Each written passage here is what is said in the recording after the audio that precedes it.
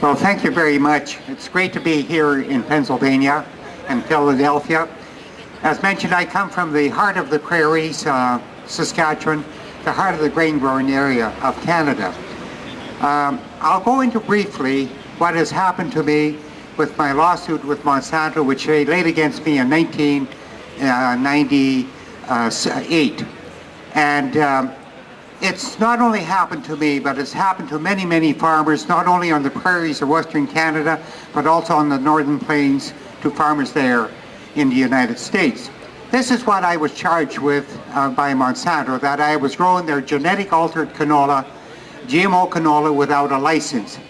At that point in time, my wife and I never had nothing to do with Monsanto. We never bought their seed. We never went to a Monsanto meeting. We didn't even know anybody from Monsanto. And so it was like a real bombshell to us when they laid that lawsuit, because my wife and I were seed developers in canola for over 50 years. And so we immediately realized that possibly our pure canola seed that we had developed was now contaminated with GMOs. And when I say GMOs, I mean genetic modified organisms or genetic engineering, whatever you want to call it. It went through the whole court system and ended up in the Supreme Court of Canada. But what the trial judge, the original trial judge ruled was this: it does not matter how Monsanto's GMO genes or canola or soybeans or corn gets into your field, whether you're a conventional farmer like myself or an organic, my wife's an organic farmer, or anywhere, doesn't matter how it gets there. This is what he ruled, and that's what made my case become internationally known.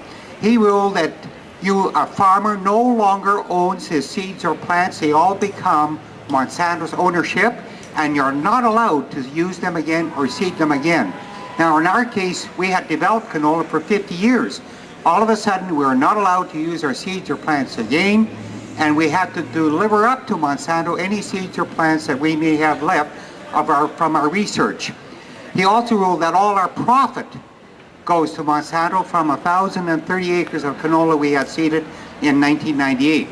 So basically, this is what it means, is that if your field is contaminated, whether you're an organic farmer or a regular conventional farmer, you no longer own your seeds or plants, and you can get charged in a lawsuit or fined by Monsanto if you use your own seeds or plants. So basically, it takes the farmer's rights away to use or develop his own seeds or plants, which hundreds of thousands of farmers do every year.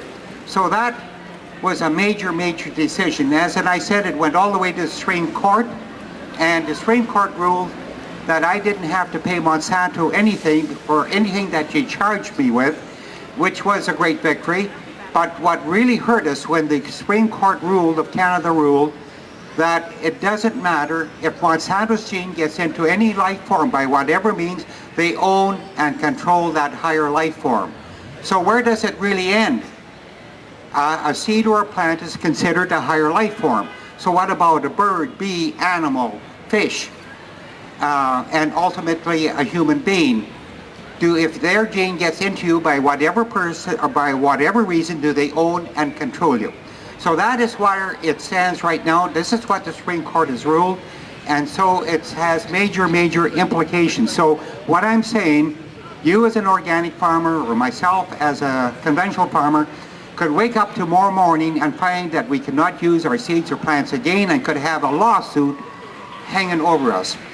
I don't want to talk too long, but I'll give you some of the examples. What has happened with the introduction of GMOs on the northern plains of the U.S. and the prairies of Western Canada when regulatory approval was given in 1996.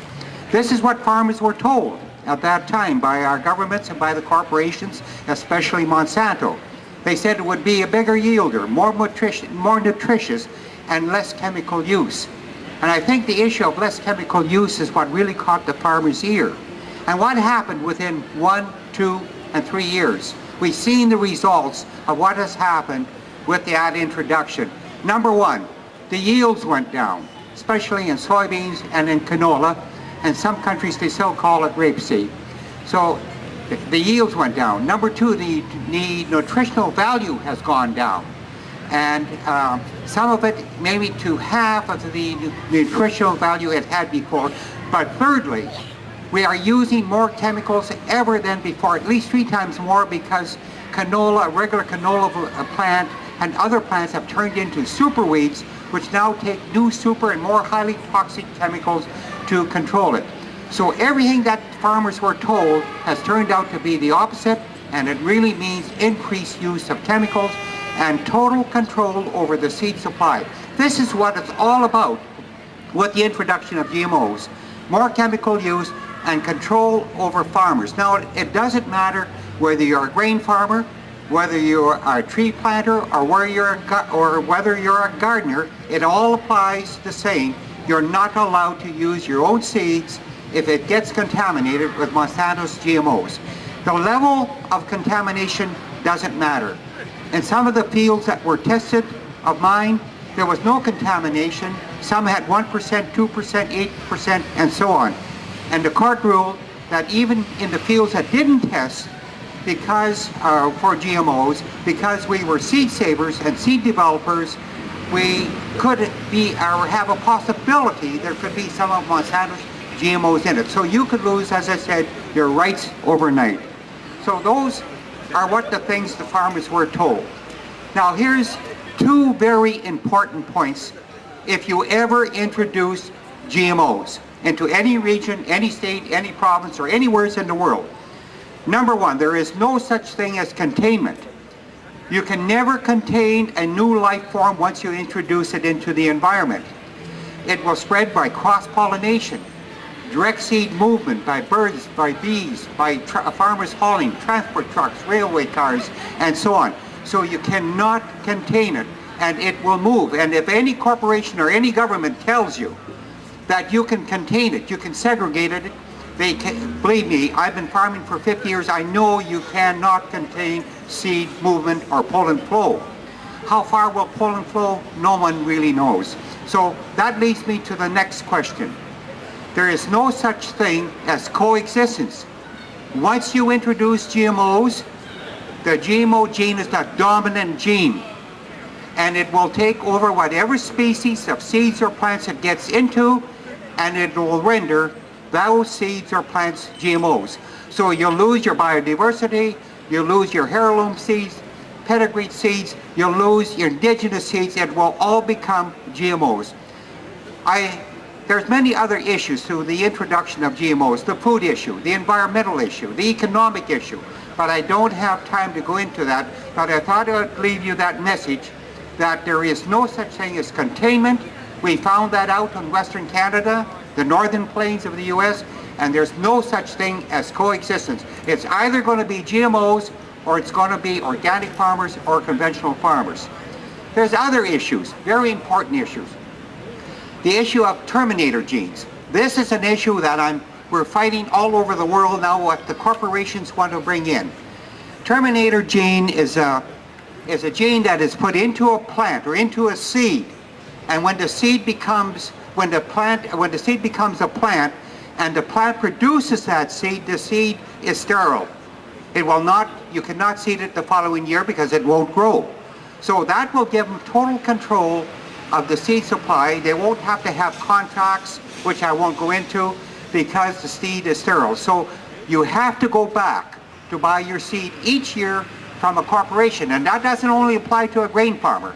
It applies to a gardener, a tree planter, and so on. And this is what as I said, is what they're after, the total control of the seed supply.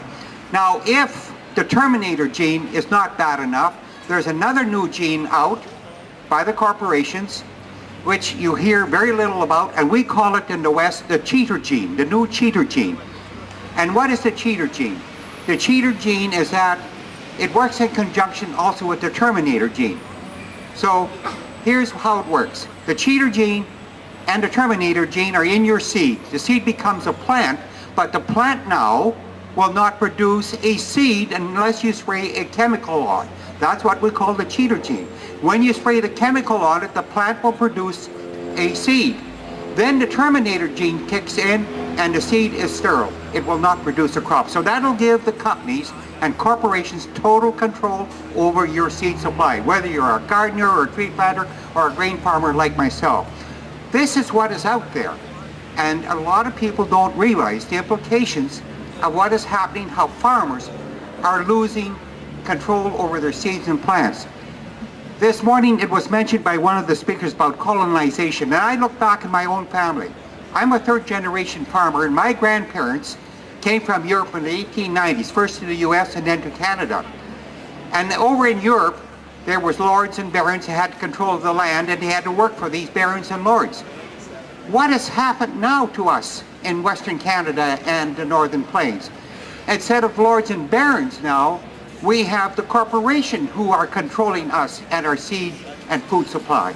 So it has this gone full circle in 100 years. Again, where the control now goes not to lords and barons, but to the corporation in our control of seed and food supply. Labeling, and I think all of you should be concerned about labeling. We're one of the few countries, there's about 40 industrialized countries in the world that have labeling. People know what they are eating.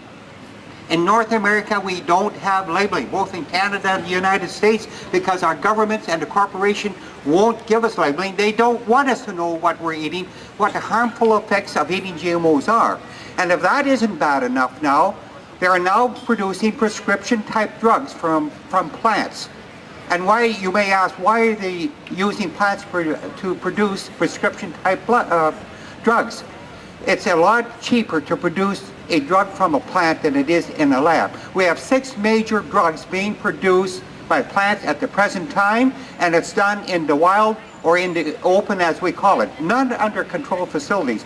So that already is cross-pollinating with close cousins. So you could now be eating a food with a prescription-type drug in it. There are many. I could go into the 6 major drugs, but I won't, but I'll give you some of those. There are blood thinners, blood clotters, vaccines, contraceptive drugs, and so on. And just a couple of quick examples. If you just had major operation and then you ate food laced with a blood thinner, what will the results be? Or if a woman is pregnant and then she eats a drug, food laced with a contraceptive drug, what will the results be? So it's bad enough to eat a food in North America with GMOs in it, but now you're eating foods laced with prescription-type drugs in it. This is what's happening in both our countries. So that just gives you a brief overview of what I've been involved with. My fight with Monsanto for over 6 years, going on to 7 years, that we should all be concerned not only for ourselves, but for our children and our grandchildren. My wife and I have 5 children. We have 15 grandchildren, and believe me, we are concerned about the legacy we leave to our children and grandchildren. Do we want to leave a legacy of land, food, water, and soil full of poisons? No, none of us want that. We want to leave our land, our air, our food, and our water without poisons. And believe me, we'll go down fighting, my wife and I, for the rights of farmers all over the world, always to be able to use their food, their seeds and plants. Thank you very much.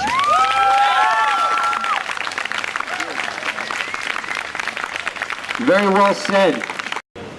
Well, thank you very much. It's great to be here in Pennsylvania and Philadelphia. As mentioned, I come from the heart of the prairies, Saskatchewan, the heart of the grain-growing area of Canada. I'll go into briefly what has happened to me with my land contaminated with GMOs. And when I say GMOs, I mean genetic modified organisms or genetic engineering, whatever you want to call it. It went through the whole court system and ended up in the Supreme Court of Canada. But what the trial judge, a lawsuit with Monsanto, which they laid against me in 1998. And it's not only happened to me, but it's happened to many, many farmers, not only on the prairies of Western Canada, but also on the Northern Plains to farmers there in the United States. This is what I was charged with by Monsanto, that I was growing their genetic altered canola, GMO canola, without a license. At that point in time, my wife and I never had nothing to do with Monsanto. We never bought their seed. We never went to a Monsanto meeting. We didn't even know anybody from Monsanto. And so it was like a real bombshell to us when they laid that lawsuit, because my wife and I were seed developers in canola for over 50 years. And so we immediately realized that possibly our pure canola seed that we had developed was now